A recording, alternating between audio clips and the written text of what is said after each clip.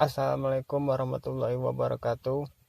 Kami dari kelompok 2, materi metode SDLC, yang beranggotakan yang pertama Eko Susanto dengan NIM 19310043, yang kedua Hafid Febrianto dengan NIM 20310074, yang terakhir saya sendiri 19310057.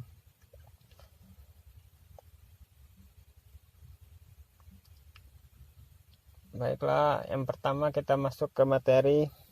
Slide pertama, SDLC. SDLC adalah tahapan-tahapan pekerjaan yang dilakukan oleh analisis sistem dan programmer dalam membangun sistem informasi.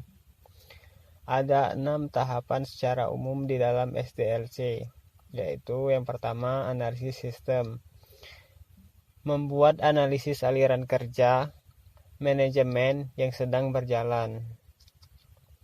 Yang kedua, desain spesifikasi kebutuhan sistem, dengan melakukan perincian mengenai apa saja yang akan dibutuhkan dalam pengembangan sistem tersebut dan membuat perencanaan yang berkaitan dengan proyek sistem.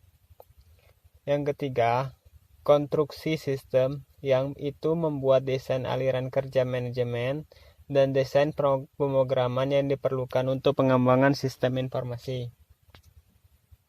Yang keempat, implementasi sistem, yaitu tahap menjalankan sistem sesuai dengan fungsi masing-masing. Yang lima, pengujian sistem, yaitu melakukan pengujian terhadap sistem yang telah dibuat. Yang keenam, pemeliharaan sistem, yaitu menerapkan dan memelihara sistem yang telah dibuat. Macam-macam model SDLC. Tradisional model. Yang pertama,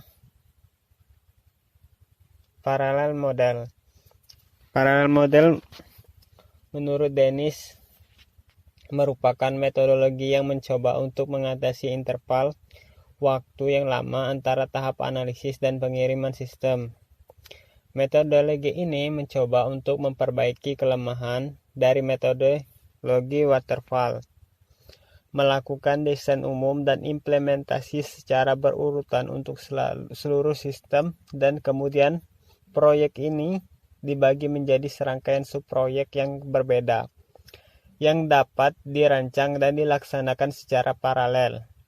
Setelah semua subproyek sempurna, maka dilakukan integrasi akhir segera sehingga dilakukan delivery pada sistem. Paralel model terdapat 4 tahapan, yaitu perencanaan, analisis, yang ketiga perancangan, dan yang terakhir implementasi. Kelebihan paralel model. Yang pertama, waktu pengembangan sistem yang lebih singkat dibandingkan waterfall, karena beberapa tahapan yang diakselerasikan dengan membagi menjadi beberapa subproject. Kekurangan paralel model. Yang pertama, integrasi sistem memiliki kesulitan tersendiri. Kegagalan atau keterlambatan pada salah sistem subproject memberikan dampak pada proses mengintegrasikan seluruh sistem. Yang kedua, terdapat kemungkinan kesulitan dalam penanganan jika terjadi permasalahan pada subproject secara bersamaan. Baiklah, untuk slide selanjutnya akan dilanjutkan oleh Mas Hafid. Baik, di sini saya akan melanjutkan presentasi dari Mas Reno, yaitu berikutnya adalah iteratif model. Metodologi ini berkembang didasari oleh masalah pada model waterfall, yang menciptakan permintaan untuk metode baru dari sistem yang berkembang agar dapat memberikan hasil yang lebih cepat, membutuhkan lebih sedikit informasi yang mutakhir, dan menawarkan fleksibilitas yang lebih besar. Menurut Larman, iteratif model merupakan metodologi yang mengandalkan pembangunan aplikasi perangkat lunak satu langkah pada satu waktu dalam bentuk memperluas model. Metodologi ini didasarkan pada spesifikasi awal model dasar dari aplikasi yang dibangun. Setelah model diuji dan umpan balik diterima dari spesifikasi proyek, maka selanjutnya disesuaikan dengan model yang akan dikembangkan. Proses ini diulang sampai model menjadi aplikasi yang berfungsi penuh untuk memenuhi semua kebutuhan pemilik proyek. Pada gambar 2 merupakan tahapan metodologi iteratif. Model ini diimplementasi dengan cara perulangan, sehingga proyek pada model ini dibagi menjadi bagian-bagian kecil. Hal ini memungkinkan tim pengembangan untuk menunjukkan hasil sebelumnya dapat diproses dan mendapatkan umpan balik yang berharga dari pengguna sistem. Setiap perulangan sebenarnya adalah sebuah proses mini waterfall, dengan umpan balik dari satu fase yang menyediakan informasi penting untuk desain tahap berikutnya. Dalam variasi model ini, produk-produk perangkat lunak yang diproduksi pada akhir setiap langkah dapat masuk ke produksi langsung sebagai temuan tambahan. Untuk kelebihan dari iteratif model, yang pertama, beberapa fungsi dapat dikembangkan dengan cepat di awal pembuatan versi baru. Kemudian yang kedua, hasil yang diperoleh secara berkala. Dan yang terakhir, kemajuan sebuah sistem dapat diukur. Untuk kekurangan dari iteratif model sendiri, yaitu tiap perulangan adalah struktur kaku yang menyerupai proyek kecil waterfall. Kemudian selanjutnya adalah Adaptive Software Development atau ASD model. ASD merupakan suatu model yang tergolong dalam pendekatan agile yang diusulkan oleh Jim Smith. ASD menekankan pada pengorganisasian tim secara mandiri, kolaborasi antar perseorangan, dan terus belajar baik dari individu maupun secara tim. ASD menggunakan tools yang disebut time boxing, yaitu berupa aktivitas yang menentukan jangka waktu tertentu yang dialokasikan untuk menyelesaikan berbagai macam tugas. Apabila waktu ditentukan tersebut selesai, maka pembangunan sistem akan pindah ke tugas berikutnya, dengan harapan bahwa sebagian besar dari critical work telah berhasil diselesaikan sebelum waktu keseluruhan tugas berakhir. Terdapat 3 tahapan pada model ASD, yaitu speculation, collaboration, dan learning. Pada gambar 3 menunjukkan tahapan dari Adaptive Software Development. Aktivitas pada metode ASD yang pertama yaitu aktivitas speculation adalah adaptive cycle planning menggunakan informasi awal seperti misi dari klien. Kemudian yang kedua, aktivitas collaboration, yaitu orang-orang yang bermotivasi tinggi bekerja sama untuk menghasilkan penyelesaian yang efektif. Kemudian yang terakhir adalah aktivitas learning, yaitu merupakan aktivitas pembelajaran di dalam proses pengembangan perangkat lunak. Untuk kelebihan dari Adaptive Software Development, yang pertama, 82% menambahkan produktivitas tim. Kemudian yang kedua, 77% menambah kualitas perangkat lunak. Kemudian yang ketiga, 78% menambahkan kepuasan klien. Dan yang terakhir, 37% menghemat biaya. Untuk kekurangan dari Adaptive Software Development sendiri, yang pertama, agile tidak akan berjalan dengan baik jika komitmen tim kurang. Kemudian yang kedua, tidak cocok dalam skala tim yang besar, misalnya lebih besar dari 20 orang. Kemudian yang terakhir, perkiraan waktu rilis dan harga perangkat lunak sulit ditentukan. Untuk materi selanjutnya akan disampaikan oleh Mas Eko. Baiklah, di sini saya akan melanjutkan presentasi dari Mas Hafid, Scrum Model. Scrum pada dasarnya merupakan salah satu komponen dari metodologi pengembangan sistem agile. Akhir-akhir ini Scrum mulai marak diimplementasikan di perusahaan IT di Indonesia dikarenakan maraknya perusahaan IT mengimplementasi agile development.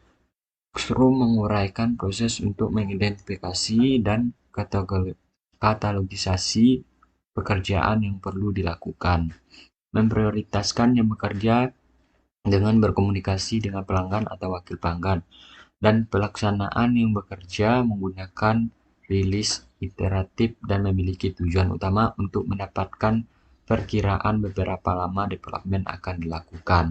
Scrum merupakan suatu kerangka kerja, jadi bukan menyediakan deskripsi rinci tentang bagaimana segala sesuatu yang harus dilaksanakan pada proyek seperti diserahkan kepada tim pengembangan perangkat lunak pada umumnya. Hal ini dilakukan supaya tim akan tahu bagaimana cara terbaik untuk memecahkan masalah.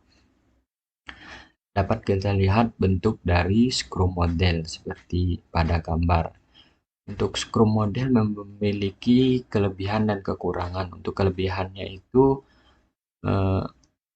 keperluan berubah dengan cepat. Yang kedua, tim berukuran kecil sehingga melancarkan komunikasi, mengurangi biaya dan memberdayakan satu sama lain. Yang ketiga, pekerjaan terbagi-bagi sehingga dapat diselesaikan dengan cepat. Dan yang keempat, dokumentasi dan pengujian terus-menerus dilakukan setelah software dibangun. Dan yang kelima, proses Scrum mampu menyatakan bahwa produk sesuai kapanpun diperlukan. Dan untuk kelemahan, development harus selalu siap dengan perubahan karena perubahan akan selalu diterima. Berikutnya adalah traditional model. Dapat kita lihat bentuk di gambar, ini adalah bentuk dari traditional model. Traditional model adalah metode pengembangan sistem informasi klasik yang mengikuti suatu pola teratur secara bertahap dan dikerjakan dari atas ke bawah.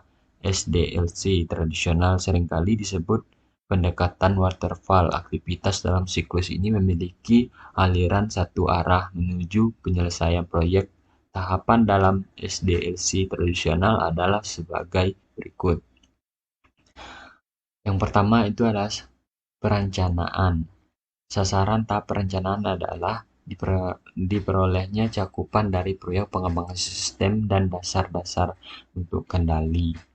Dan yang kedua adalah analisis. Tujuan dari tahap analisis adalah memahami permasalahan secara menyeluruh dan mendefinisikan kebutuhan pemakaian apa yang harus dilakukan oleh sistem untuk memenuhi keinginan pemakai. Dan yang ketiga, perancangan.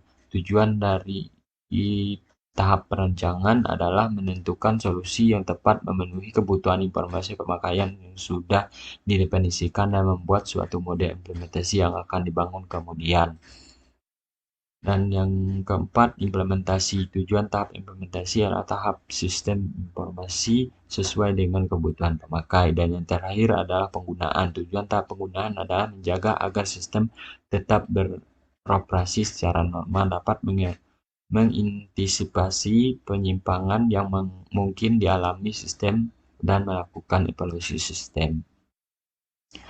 Tradisional model mempunyai kelebihan dan kekurangannya juga tentunya. Untuk kelebihannya, manajemen kontrol yang baik pada setiap tahapannya. Yang kedua, mudah untuk didokumentasi. Dan yang ketiga, dokumentasi akan memudahkan pengguna dalam menggunakan aplikasi. Dan untuk kekurangannya, yang pertama, pembuatan dokumen memakan banyak waktu dan biaya. Dan yang terakhir, pengguna tidak ikut terlibat dalam pendekatan ini. Mungkin hanya itu yang dapat saya paparkan. Untuk seterusnya akan saya serahkan kepada Mas Hafid. Baik, terima kasih. Mungkin cukup sekian materi yang dapat kelompok kami sampaikan. Bila ada kesalahan maupun kekurangan dalam penyampaian materi, kami mohon maaf. Terima kasih. Wassalamualaikum warahmatullahi wabarakatuh.